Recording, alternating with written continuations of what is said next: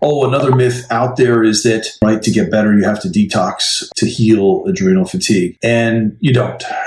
Detoxification is an interesting, complex, dynamic, multi-organ process. It's amazing, right? And the body's detoxing all the time, right? We're always processing out metabolic byproducts or toxins in our environment. We're constantly doing it, but it's this incredibly synchronized process with your liver and your kidney and your lungs and your skin and everything kind of working together to process out these chemicals. When our body is in physiologic balance, when we go to sleep and we turn on the rest and digest, which you can throw detox on that side because it's one of these maintenance things. Our body's detoxifying on its own. We know how to do that. However, when your physiology is stuck here, that detoxification, along with immune, digestive, reproductive, thyroid, detoxification is definitely going to be slowed down as well. So my assumption is all my patients are toxic, but 9 times out of 10, you throw somebody into a detox, you try to detoxify them, they feel worse. They feel worse and they don't get significantly better. There's this fallacy that you have to detox and you feel worse before you get better. And I used to do this. I mean, this is how I know. I used to run,